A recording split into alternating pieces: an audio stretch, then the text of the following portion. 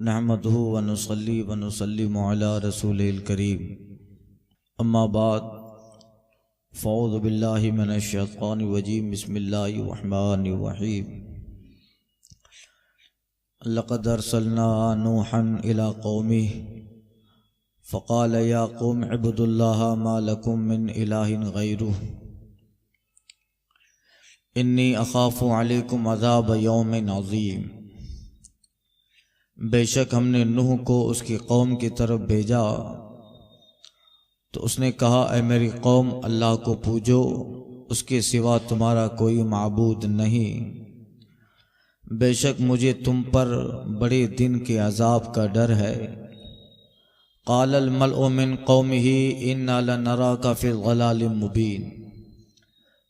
उसकी कौम के सरदार बोले, हम तुम्हें खुली गुमराही में देखते हैं।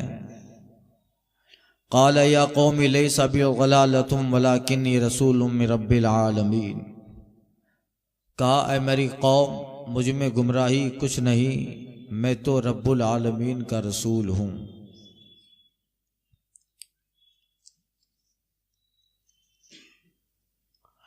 उबल्लिगुकुम रिसालात रब्बी वंसहु लकुम वअलमु मिनल्लाहि मा ला तअलमून। तुम्हें अपने रब की रिसालतें पहुँचाता हूँ और तुम्हारा भला चाहता हूँ, और मैं अल्लाह की तरफ से वो इल्म रखता हूँ जो तुम नहीं रखते। अब अजिब तुम अन जाअकुम ज़िक्रुम मिन रब्बिकुम अला रजुलिम मिनकुम। तो क्या तुम्हें इस बात का अचंभा हुआ कि तुम्हारे पास तुम्हारे रब की तरफ से एक नसीहत आई, तुम में के एक मर्द की मारफत, लियुनज़िरकुम वली तत्तकू वलअल्लकुम तुरहमून, कि वो तुम्हें डराए और तुम डरो और कहीं तुम पर रहम हो। गुज़िश्ता बयान में मैंने अर्ज किया, हज़रत नूह अलैहिस्सलाम की कौम पर अज़ाब इलाही, और ये दुनिया में पहली कौम थी जिस पर अज़ाब आया। नूह अलैहिस्सलाम ये चौथे पैगंबर हैं। हज़रत आदम अलैहिस्सलाम, हज़रत शीश अलैहिस्सलाम, हज़रत इदरीस अलैहिस्सलाम और हज़रत नूह अलैहिस्सलाम। और दुनिया का पहला अजाब इसी कौम पे आया। इससे पहले अजाब देखा नहीं था। जब देखा नहीं था तो ऐसी बकवासें कर रहे थे कि कैसा होगा। बुत परस्ती उन लोगों में आ गई। हज़रत इदरीस अलैहिस्सलाम के ज़माने से ज़्यादा हुई, जबकि इसकी इब्तदा काबिल से हो गई थी।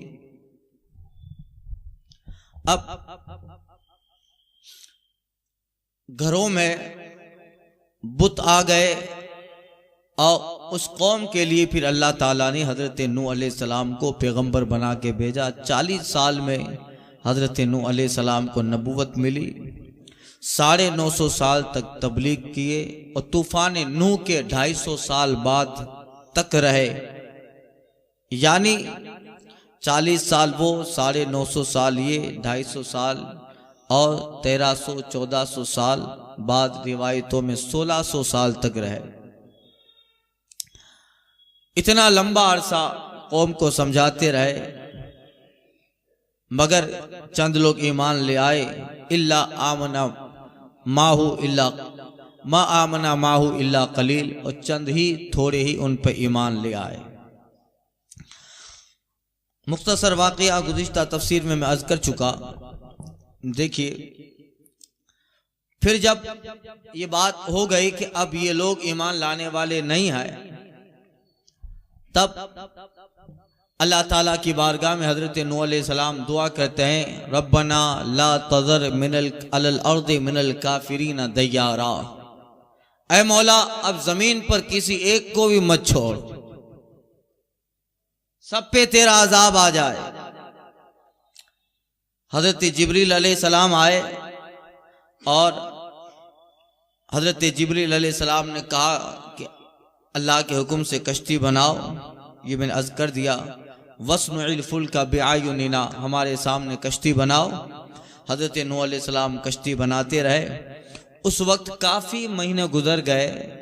एक तन्हा आदमी जब कश्ती बनाएगा, और कश्ती इतनी बड़ी थी कि उसके 3 मंजिले थे, कश्ती के 3 मंजिले थे। एक मंजिले पर परिंदों को रखा गया, बीच वाले मंजिले पर हजरत नूह और उनके साथ जो ईमान ले आए थे वो जलवाबार हुए, और निचले मंजिले पर चौपाए जानवर। और कश्ती इतनी बड़ी थी कि आज के तारीख में मौर्रिखीन लिखते हैं कि तकरीबन ट्रेन का जो डब्बा होता है, ऐसे 900 डब्बे उस कश्ती में आराम से समा जाए। कितने बड़ी कश्ती होगी। और उसके 3 मंजिले, वो मंजिले तकरीबन एक मंजिला 90 फीट ऊंचा। चूंकि ये कौम खुद इतनी ऊंची है कि उनमें का जो छोटा आदमी होता है वो 30 गज का, 30 हाथ नाटा आदमी, और उनका जो मिडल आदमी होता है दरमियानी, वो 60 गज का। हजरत आदम अलैहिस्सलाम 7 गज के थे, 60 हाथ 60 फीट गज, जिरा, इसको जिरा कहते हैं अरबी में, 1 फीट 7 फीट।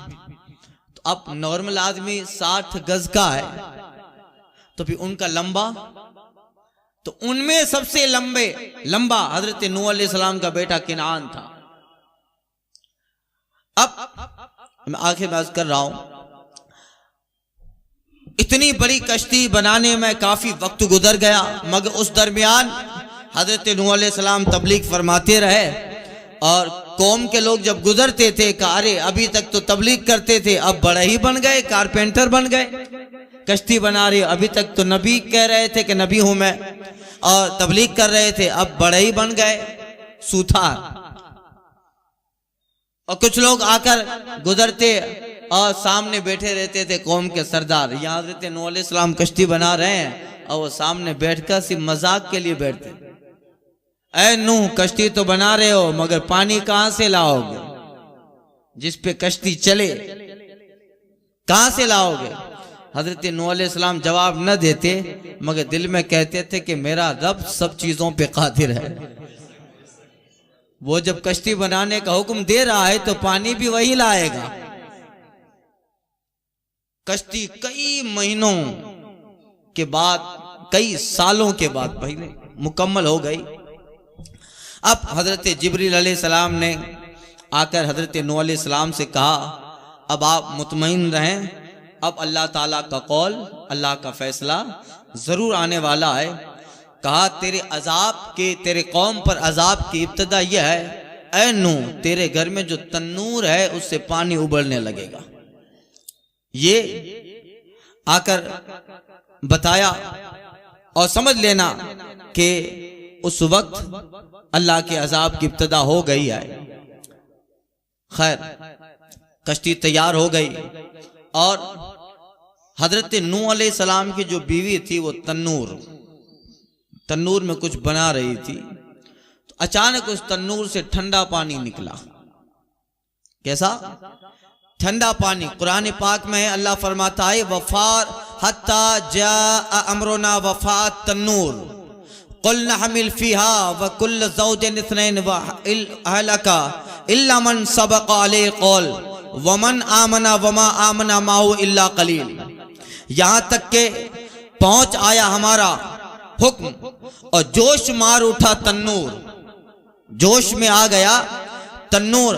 हमने कहा, चढ़ा लो इसमें जोड़ा हर किस्म के जानवर का, और अपने घर के लोगों को जिस पर के पहले बात पड़ चुकी, और जो ईमान लाया और ईमान उन पे न लाए मगर थोड़े, इल्ला सबक़ा अलैहि क़ौल। अल्लाह ने कहा कि जब कश्ती तिरने लगे तो फिर वरकबू फीहा, उसमें सवार कर लो। कुल्ल ज़ौजैन इस्नैन, हर जानवर का जोड़ा, हर जोड़ा जानवर का जोड़ा सबको सवार किया। वह आमना माहू, और जो हजरत नूह अलैहिस्सलाम के साथ ईमान ले आए, पानी इस कदर आने लगा कि तन्नूर में से भी उबला, ऊपर से भी बरसा, इस कदर कि जब इतना पानी आ गया कि अब कश्ती आ जाए, तिरने लगे, तब हजरत जिब्रील अलैहिस्सलाम अल्लाह का कलाम लेके आते हैं, ए नूह अब अपने साथियों को इसमें सवार कर लो और हर जानवर का एक जोड़ा ले लो। सारे जानवरों का जोड़ा और जो ईमान ले आए थे वो लोग सब उस पे सवार हो गए। और हजरत नूह अलैहिस्सलाम ने आवाज लगाई तो परिंदे तो कहां कहां थे, वो परिंदे अचानक कैसे आए? मगर रिवायतों में और हिकायात में लिखा है कि हजरत नूह अलैहिस्सलाम ने जो जानवर मशरिक की जानिब थे, मशरिक की तरफ रुक करके आवाज दी तो परिंदे खुद ब खुद उड़ के आ गए। फिर मगरिब, फिर शिमाल, जुनूब, आप आवाज देते हैं और आपकी आवाज पर परिंदे खुद ब खुद आ गए और ऊपर वाले तबके में परिंदे वो जो है बैठ गए, उनकी वो कयाम गाह हो गई गोया के। अब सब जानवर भी निचले तबके में आ गए और ये कश्ती चलने लगी। अब देखिए रिवायतों में है कि नूह अलैहिस्सलाम के 3 फर्जंद ईमान ले आए। एक फर्जंद, एक बेटा जिसका नाम किनान था, वो चूंकि सबसे बड़ा था और लंबाई भी इतनी थी कि उसे अपनी लंबाई पर ही फख्र था। तो नूह अलैहिस्सलाम के 3 बेटे साम, हाम और याफिस, और इन तीनों ही की नस्लें बाद में दुनिया में बढ़ी और इन्हीं से बाकी इंसानी सिलसिला चला। बाज मौरिखीन लिखते हैं कि साम जो है वो सामियों नस्ल कहलाए, जो इस वक्त अफ्रीका के इलाकों में आबाद है, वो साम की नस्ल के लोग। और जो हाम थे, हामियों नस्ल, वो तुर्की के मशरकी इलाके में वाक़े हैं, आबाद हैं। और जो याफिस की नस्ल थी वो मौरिखीन कहते हैं कि फिलहाल चीन के इलाकों में आबाद है। ये अब चूंकि बाद में नस्लें फिर मुतफरिक होती होती अपनी अपनी जगहों पे चली, मगर ये नस्लें, इनके जो बेटे औलाद हुई उस वक्त और उन्हीं जगहों पे ये आबाद होती गई। हजरत नूह अलैहिस्सलाम और उनके साथ जितने थे वो सब चले और हजरत नूह अलैहिस्सलाम ने सबको सवार किया तो देखा पानी की मौज ऐसे थी कि हजरत नूह अलैहिस्सलाम के सामने उनका बेटा था कनान। आप कहते हैं ए बेटा आ, और अभी भी वक्त है, सवार हो जा। कुरान में अल्लाह ने जिक्र किया वनादा नूहु नबनहू, नूह ने अपने बेटे को आवाज लगाई, वकाना फी माज़लिम या बुनय्यर कब माना वला तकुम माल काफिरीन। और नूह बोले ऐ बेटे आ और हमारे साथ आ जा। और वो बेटा नूह अलैहिस्सलाम से किनारे पे था। हजरत नूह कहते हैं बेटा हमारे साथ सवार हो जा और काफिर और मुनकिरों के साथ न रहे। तो नूह अलैहिस्सलाम का बेटा चूंकि हाइट में बहुत लंबा था, उसे ये गुमान था कि पानी आता आता कितना आएगा, अगर ज्यादा आ भी गया तो मैं पहाड़ पे चल जाऊंगा, ज्यादा से ज्यादा मेरे सीने तक आएगा। ये तो अब कुरान ने उसका कौल भी नकल किया है, वकाला सउसावी इला जबलिन यासीनी मिनल मा। और नूह का बेटा बोला मैं किसी पहाड़ की पनाह लूंगा और वो मुझे पानी से बचाएगा, चूंकि अपनी हाइट पर भरोसा था।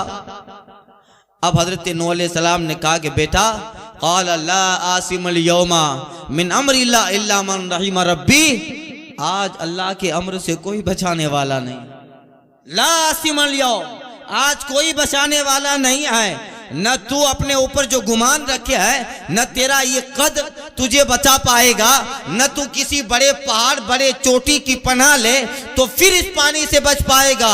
ला आसिमल यौम मिन अमरिल्लाह, आज अल्लाह के हुक्म अजाब से कोई बचाने वाला नहीं, इल्ला मन रहीम रब्बी, हाँ मगर ये कि मेरा रब किसी पे रहम करे तो फिर वो बात अलग है। तो अब वो न माना, पहाड़ की चोटी पर चला, यहां तक के जब वो पहाड़ की चोटी पे गया तो पानी पहाड़ की चोटी से भी 40 गज बुलंद हो गए। पहाड़ बहुत बड़ा, उसकी चोटी से भी 40 गज। और जाहिर बात है जब किनान फना हो गया तो फिर जो निचले तबके के लोग थे हाइट में, वो तो बह ही गए और कश्ती चली। हजरत नूह अलैहिस्सलाम रिवायतों में है कि 2 रजब को पानी आया, 10 रजब को कश्ती चली और जूदी पहाड़ पर ये कश्ती 10 मुहर्रम को लग गई, जूदी पहाड़ पर। सुनिए, नूह अलैहिस्सलाम ने रब ताला से फिर कहा भी था, कुरान में जिक्र है, क़ाल रब्बी इन्न इब्नी मिन अहली व इन्न वादक हक़ व अंत अहकमुल हाकिमीन। नूह अलैहिस्सलाम बोले अपने रब को, ऐ मेरे रब, मेरा बेटा और मेरे घर वालों में से तेरा वादा सच है और तू सबसे बड़ा हाकिम है। यानी हजरत नूह अलैहिस्सलाम से पहले कहा गया था इल्ला सबक़ा अलैहिल क़ौल, कि सब लोग सवार हो जाएंगे जो ईमान ले आए हैं, मगर ये कि जिस पे बात बन चुकी है कि वो उन्हीं काफिरों में से रहने वाले हैं, वो हजरत नूह अलैहिस्सलाम की बीवी और उनका बेटा किनान। आप कहते मौला मेरा बेटा, अल्लाह फरमाता इन्नहु लैसा मिन अहलिक इन्नहु अमलुन गैरु सालिह, ऐ नूह ये तेरा बेटा नहीं है, ईमान का रिश्ता सलामत नहीं है। तो फिर अपना बेटा भी अल्लाह ने क्या कहा, इन्नहु लैसा मिन अहलिक, ये तेरा बेटा नहीं है, इसलिए कि जब ईमान का रिश्ता सलामत है तो खून का रिश्ता सलामत, और अगर ईमान का रिश्ता कट गया तो अपना बेटा भी अपना बेटा नहीं है। इसीलिए मुसलमान बाप की मीरास और जायदाद से काफिर बेटे को हिस्सा नहीं मिलेगा। अगर बाप इंतकाल कर गया और मुसलमान था और उसका बेटा काफिर हो गया तो फिर मुसलमान बाप की मीरास जायदाद से उसके काफिर बेटे को हिस्सा नहीं मिलेगा। क्यों? इन्नहु लैसा मिन अहली, ये इसका बेटा रहा ही नहीं। ईमान का रिश्ता सलामत है तो खून का रिश्ता सलामत है, ईमान का रिश्ता नहीं है तो फिर खून का रिश्ता भी कट गया।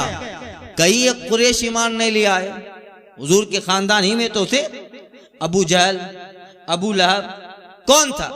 ये सब कुरैश से थे और बनु हाशिम से थे, मगर अबू जहल ईमान न लाया, अबू लहब ईमान न लाया, तब वो मरदूद हो गए। इसलिए कि ईमान का रिश्ता सलामत न रहा तो नसब काम नहीं आया। तो अब ये वाकया हुआ और ये कश्ती जब चलने लगी, कुरान मजीद में अल्लाह ने फरमाया इरकबू फीहा बिस्मिल्लाह मजरिहा व मुरसाहा इन्न रब्बी लगफूरुर रहीम वया तजरी बिहिम फी मौजिन कल जिबाल।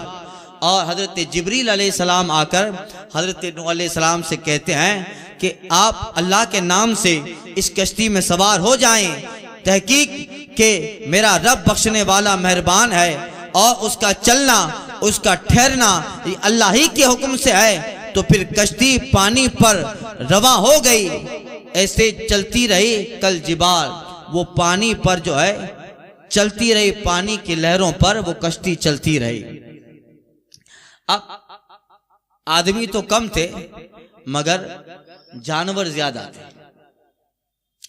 अब बाज रिवायतों में इनको फिर वाकयात और हिकायत के तौर पर ऐसी चीजें बयान की गई है कि अब उनका कोई खुलासा नहीं है, मगर हिकायत और वाकयात में वो लोग बयान करते हैं। कुछ किताबों में है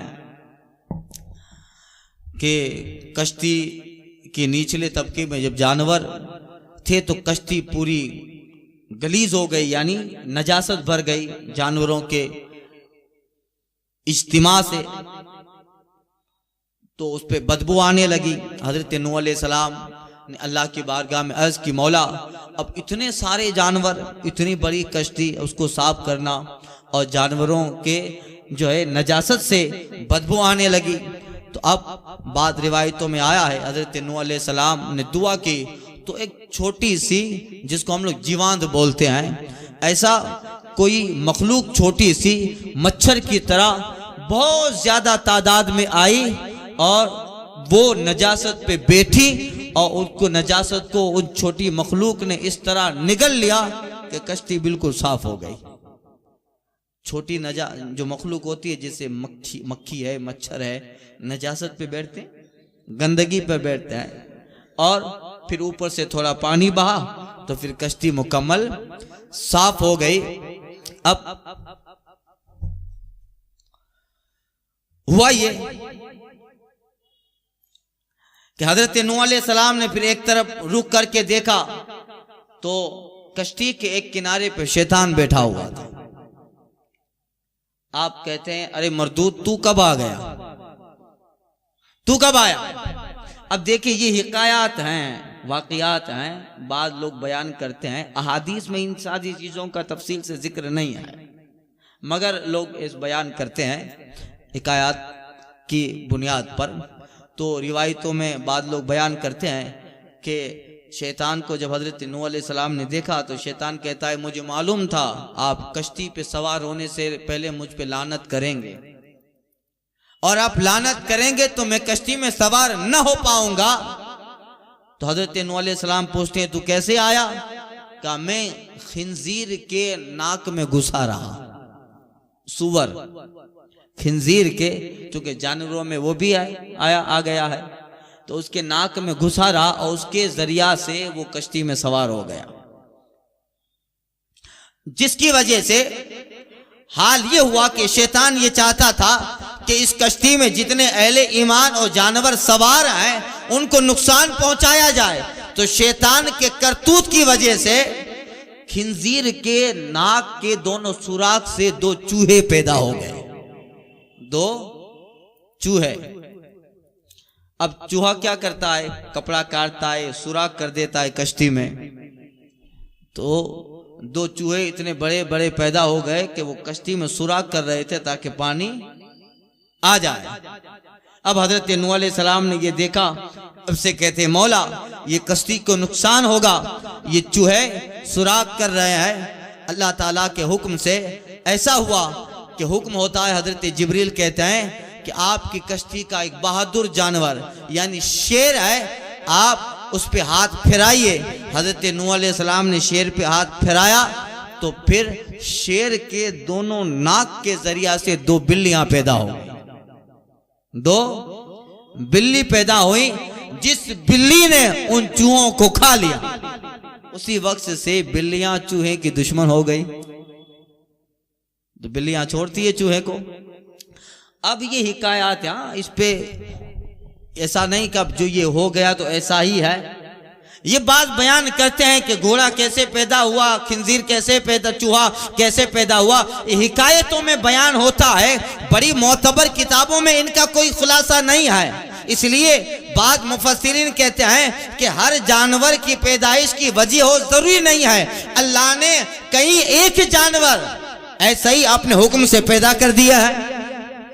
जरूरी नहीं है कि जैसे वाकया हुआ कि शैतान के हाथ फेराने से खिंजीर के नाक से चूहे पैदा हुए, हजरत नूह अलैहिस्सलाम ने शेर पे हाथ फेराया तो बिल्लियां पैदा हो गई। इसी तरह सारे दूसरे जानवर के ताल्लुक से वाकयात आते रहे और वो पैदा होते रहे, ऐसा नहीं है। अल्लाह ने अपने हुक्म से उन्हें भी और दूसरे जानवरों को भी पैदा किया और अल्लाह कादिर है कि चाहे तो बगैर नस्ल और तवालुद के भी पैदा कर सकता है। बारिश के मौसम में आपने देखा होगा कि बारिश जब पहली बारिश आती है तो कीड़े पैदा होते हैं, मक्खी की तरह कितनी तादाद में वो कीड़े मच्छर की शक्ल के वो कीड़े, बारिश का कीड़ा होता है, पैदा हो जाते हैं लाखों की तादाद में। तो उसके लिए कोई तवालुद सिलसिला नहीं होता है नस्ल का, नहीं, वो खुद ब खुद पैदा हो जाते हैं। उसके लिए जो है डिलीवरी हो, ये सारी चीजें उनमें नहीं होती है। बारिश आई और खुद ब खुद आ गए। बारिश के कतरों से हो जाते हैं, खुद ब खुद हो जाते हैं। एक बारिश में अभी तो बारिश का कतरा गिरा है, आधे घंटे बाद देखो तो इतने सारे आ गए पहली बारिश में। तो इसी तरह दूसरे जानवर भी अल्लाह ताला ने अपने हुक्म से पैदा कर दिए हैं। जरूरी नहीं है कि जितने जानवर जो हजरत नूह अलैहिस्सलाम की कश्ती में सवार थे सबकी एक एक वजह है और अल्लाह उन्हें पैदा करता रहा, नहीं, अल्लाह ने ऐसे ही पहले ही पैदा कर दिया था। तो ये हिकायात में सिर्फ इन चीजों को बयान किया जाता है। अब नूह अलैहिस्सलाम और आपके साथ अहले ईमान थे, इसमें कश्ती में सवार हुए और वो कश्ती अशरे मुहर्रम को तकरीबन 6 महीना 8 दिन तक कश्ती चलती रही और उसके बाद जो है कश्ती जूदी पहाड़ पे ठहर गई। अल्लाह का कौल है वक़्या क़ील या अर्दु ब्लई माअक व या समा उक़लई वग़ीज़ल माअ वक़ुज़िल अम्र वस्तवद्दत अलल जूदी वक़ील बुअदन लिल क़ौमिज़ ज़ालिमीन। और अल्लाह ताला की तरफ से हुक्म हुआ, ए ज़मीन निगल जा अपना पानी, ए आसमान थम जा, और सुखा दिया पानी को और हो चुका काम। और कश्ती ठहरी जूदी पहाड़ पर और हुक्म हुआ दूर हो कौम से जो बेइंसाफ हैं, जालिम कौम दूर हो जाए। 40 दिन तक बराबर आसमान से पानी बरसता रहा और जमीन से भी वक्त पानी उबलता रहा। कश्ती भी साफ हो गई और सारे मामलात हल हो गए और जूदी पहाड़ पे कश्ती ठहर गई। अब सुनिए, ये जूदी पहाड़ जहां पे कश्ती ठहरी, रिवायतों में बाद में लोग तहकीक करने वाले तहकीक करते रहे और काफी अजाइबात भी पाए गए।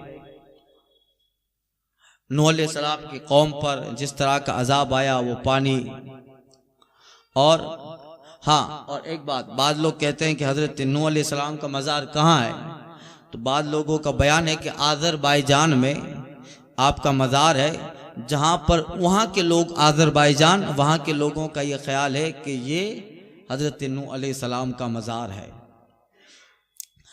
अब जूदी पहाड़ और ये जो इतना बड़ा सैलाब आया, माहिरे तबकात अर्द, खगोल शास्त्र, भूगोल शास्त्र, वो इन सब सारी चीजों पे तहकीक करते रहे और इस वाक़ये के ऊपर काफी एतराज़ात थे। 1977 में यूरोप की दुनिया में द नोह करके एक फिल्म भी बनाई गई, हॉलीवुड में एक फिल्म भी बनाई थी जिस पे नूह अलैहिस्सलाम के पूरे हालात बयान हुए, किस तरह तूफान आया। कदीम जो फल्कियात के माहिर हैं, एस्ट्रोलॉजर्स, वो इस पे बहस करते हैं कि ये जो तूफान आया था नूह अलैहिस्सलाम के जमाने में, ये पूरी जमीन पे आया था या एक मखसूस तबके पे, मखसूस इलाके पे ये तूफान आया था कि खास खित्ते पर महदूद था। तो बात अहले इल्म का ये कहना है कि पूरे कुर्रे अर्द पर, सारी जमीन पर ये सैलाब आया था, ये अजाब आया था। और जमीन पर ऐसे मुताद्दी सैलाब आए हैं जिनमें से एक बड़ा सैलाब ये तूफान नूह का सैलाब था जो पूरी जमीन पे आया था और उसी पे उलमा का इत्तिफाक है।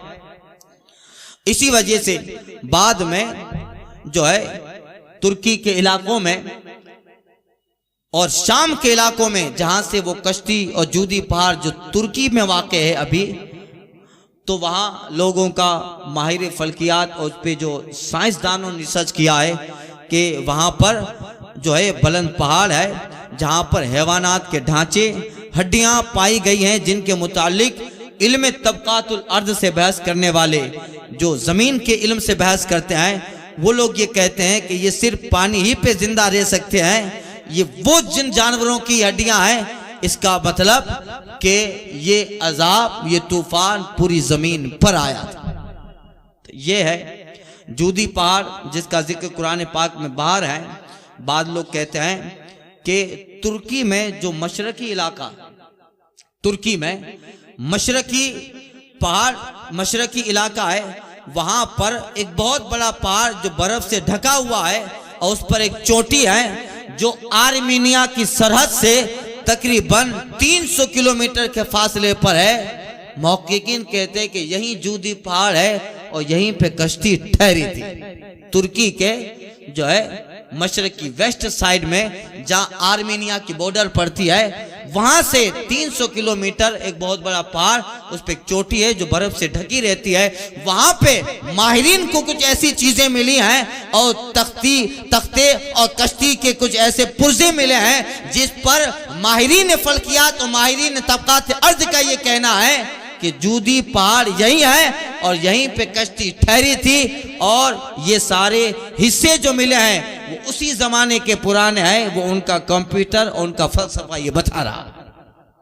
अब ये फिर इसी बात जब ये कश्ती पाली गई, उसके जो तभी उसी बात जो है यूरोप वालों ने फिर उस पर जो है मैगजीन लिखे, अखबार में नावलें लिखी गई, इस पे फिल्म बनाए गए। इसी के बाद और 1977 में तुर्की के इस पहाड़ पर बहुत सारे लोग गए भी थे और उस पे कई महीने तक रहकर रिसर्च करते रहे।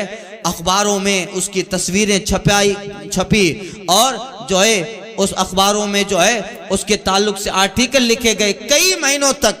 1977 में वो फलसफी लोग, महमजू तहकीक करने वाले रिसर्चर और मुहक्किकीन डिस्कवर्स वहाँ पे रहे और वहाँ से बराबर वो उस पे तहकीक करते करते अखबारों में उनके आर्टिकल आते रहे और पूरी दुनिया में एक बहुत बड़ा हल्ला हो गया इसके ताल्लुक से।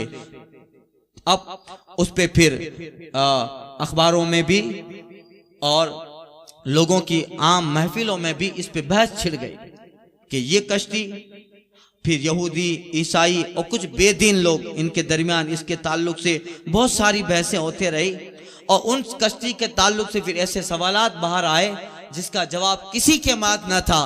उसका जवाब उलमा ने कुरान मजीद से दिया। पहला सवाल ये था कि बगैर किसी टेक्नोलॉजी के, विदाउट एनी टेक्नोलॉजी, बगैर किसी टेक्नोलॉजी के 6000 साल पहले, 6000 साल पहले ऐसी अजीम कश्ती बनाना, हाउ इज पॉसिबल?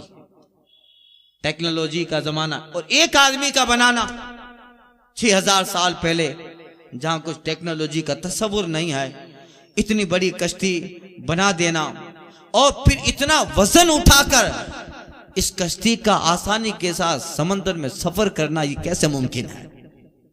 ये सारे एतराजात होने लगे, मगर कुरान ने पहले ही इसका जवाब दिया। कुरान में अल्लाह फरमाता है वह हमलनाहु अला ज़ाति अलवाहिम वद्दुसुर, और हमने उसे तख्तों और कीलों पे ठहरा के रखा, सवार किया। तख्तों पर और कीलों पर हमने उस कश्ती को सवार किया था, उसको ठहरा के रखा था। तो अब गोया के तहकीक के बाद इस कश्ती से बहुत सारी कीलें और तख्ते निकला। जब उसमें 1977 में जब उस पर तहकीक हुई तो कश्ती के कुछ हिस्से ऐसे मिले कि जिसके नीचे बड़े बड़े कीलें और बड़े बड़े तख्ते थे, जिस तख्ते इस ढांचे और इस हैसियत से बने थे कि वो कश्ती के बिल्कुल निचले तबका और निचले हिस्से और बिल्कुल इनर साइड में लगे हुए थे, जिसके ताल्लुक से माहिरीन का ये कहना कि हाँ यही वो तख्ते और कीले हैं जिस पे कश्ती थी और इन्हीं तख्तों की वजह से वो कश्ती चलती रही। अब कुरान ने उसका जिक्र किया कि हमलनाहु अला ज़ाति अलवा वद्दुसुर, हमने उस कश्ती को कीलों पे रखा था। और बताने का मकसद रब का यह है उन्हीं तख्तों और कीलों पर यह कश्ती चलती रही। तो फिर जो है उसका जिक्र हुआ और अल्लाह फरमाता है और अल्लाह ताला ने नूह अलैहिस्सलाम को उसका इल्म अता फरमाया। और इसी आयत करीमा में जिक्र हुआ, हजरत नूह अलैहिस्सलाम कहते हैं इन्नी आलम, मैं अल्लाह ताला की तरफ से वो चीजें जानता हूँ कौम से कहा था जो तुम नहीं जानते। कौम कहती थी कि एक कश्ती बनाओ, समंदर पे चले, पानी कहाँ से लाओगे? अगर पानी आ भी गया तो ये चलेगी कैसे? हजरत नूह अलैहिस्सलाम कहते तुम नहीं जानते, अल्लाह ने मुझे जो इल्म दिया है मैं जानता हूँ ये कैसे चलेगी। अब ये एतराज हुए। फिर उस जमाने में इतनी बड़ी कश्ती बनाना जिसमें दुनिया भर के जानवर हो कैसे मुमकिन है? अल्लाह ने उसका जवाब भी दिया है, हत्ता इज़ा जा अमरुना वफारत तन्नूर कुल नहमिल फीहा मिन कुल्li ज़ौजिन इत्नैन व अहलका इल्ला मन सबक़ अलैहिल क़ौल वमन आमना वमा आमना माहू इल्ला कलील, सूरह हूद आयत नंबर 30 में। यहां तक कि जब हमारा हुक्म आ पहुंचा, तन्नूर उबलने लगा, तो हम ने कहा इस कश्ती में हर किस्म के जानवरों में से जोड़े दो दो ले लो और सवार कर लो, अपने घर के लोगों को भी सिवाय उनके जिन पर पहले बात पड़ चुकी, और सब ईमान वालों को भी सवार कर लो उसके साथ, और ईमान न लाए नूह अलैहिस्सलाम पर मगर बहुत थोड़े। गोया इस सवाल का जवाब भी दिया। अब जो है एक एतराज ये भी है कि इतनी बड़ी कश्ती इतनी अजीम तूफान में बगैर लंगर के कैसे चलती रही, बगैर लंगर के ये कश्ती कैसे चली। अल्लाह ने फरमाया वक़ाल अरकुबू फीहा बिस्मिल्लाहि मजरिहा व मुरसाहा इन्ना रब्बी लगफूरुर रहीम। और नूह अलैहिस्सलाम ने कहा इस कश्ती में बैठ जाओ, अल्लाह ही के नाम से उसका चलना, अल्लाह ही के नाम से उसका ठहरना, ये अल्लाह ही का नाम उस कश्ती का लंगर है कि वो चाहे अल्लाह के नाम से चले, अल्लाह ही के नाम से रुक जाए। तो लंगर का काम कश्ती में यही होता है, लंगर उठा लो कश्ती चले, लंगर लगा दो कश्ती ठहर जाए। तो इस कश्ती का लंगर, इसमें बारी ताला अल्लाह का नाम, गोया इसका जिक्र हुआ। तो अब इस तरह के बहुत सारी तहकीकें होती रही, और बाद में लोगों ने इस नतीजे पे लोग पहुंचे कि हाँ ये चूंकि फिर वो जितना भी मलबा जो तुर्की के मशरकी पहाड़ में जितना भी वो मलबा था, वो सारा मलबा लोग कुछ अमेरिका में ले आए, कुछ जर्मन और जापान में ले गए। अलग अलग जो है खित्तों पर लोग अपनी तहकीक करते रहे, और इसकी जमी मजमूई तौर पे सबकी तहकीक ये हुई कि हाँ 6000 साल पहले जो नूह अलैहिस्सलाम की कौम पे अजाब आया था, और जिस कश्ती का जिक्र मुसलमानों की किताब कुरान में है, उन सारे फलसफियों की तहकीक ये हुई कि ये वही कश्ती है। तो इतने सालों तक कैसे रही, सलामत रही, का उस पे बर्फ जम गई थी, और वो इलाका अल्लाह ने ऐसा बनाया था कि वो इलाका कभी भी बर्फ से खाली नहीं रहता है। उस बर्फ ही ने उस कश्ती के पुर्जों को सलामत रखा। गोया बर्फ की चादर तन गई, और अल्लाह ये कर सकता है जब अल्लाह हजारों साल बाद समंदर में फिरौन की लाश को सलामत रख सकता है। समंदर में फिरौन की लाश सब सलामत रह सकती है, तो बेशक जो रब इतने हजारों साल बाद एक फिरौन को समंदर में सलामत रखे, तो वो रब इस बात पे कादिर है कि 6000 साल के बाद कश्ती नूह को भी सलामत रखे। तो ये जो है तहकीक, फिर बाद में लोगों ने उस पर नावीलें लिखी, फिल्में बनाकर अमेरिका और जर्मन वालों ने बहुत कमाया उस पर जो है, और फिर आगे चलकर लोग इस पे आर्टिकल लिखते रहे, और तरह तरह की अजाइबात इस पे नावीलें गढ़ी गई, और इस पे जो है तरह तरह की जो है बातें होती रही, यहाँ तक के काफी इस मवाद और इस मैटर के ताल्लुक से काफी बातें हुई, मगर इन सब के दरमियान वही सच और हकीकत है जिसका जिक्र या तो अहादीस में है या कुरान मजीद के आयात में है, वही सही है। बाकी तो बहुत सारी बातें लोगों ने अपने तरफ से बना डाली, और जो है बाद लोग कहते हैं कि फिर नूह अलैहिस्सलाम जो है वो कितने साल तक बकायदे हयात रहे, फिर उनकी कौम के ताल्लुक से भी अलग अलग लोग बयान करते हैं। बाद वालों की बातें हैं, इन पूरे जो है बयान में सच और सही बातें वही हैं, और हमें उन्हीं को मानना है जिसका जिक्र हदीस से, कुरान से या हमारे सालिहीन के वाक़यात से मिलता। तो ये है आज भी जो है उसके ऊपर आज भी उस पहाड़ों पे वो तहकीक की जाती है, और उस पर रिसर्च होता रहता है, और कुछ न कुछ नई बातें उसके ताल्लुक से आती रहती है।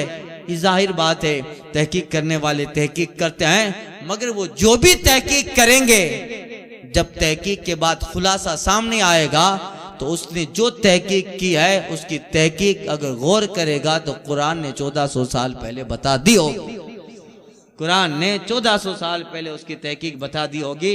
इसलिए इन सारे वाक़यात में अल्लाह ताला ने नसीहत भी फरमाई। अब नूह अलैहिस्सलाम ने समझाया, न समझे, फिर अल्लाह का अजाब आया, कोई जमीन पे काफिर न बचा। हजरत नूह अलैहिस्सलाम की दुआ थी, रब्बना ला तदर अलल अर्दि मिनल काफिरीना दय्यारा, ऐ रब इस जमीन पर अब किसी काफिर को मत छोड़, सब हलाक हो गए। क्यों?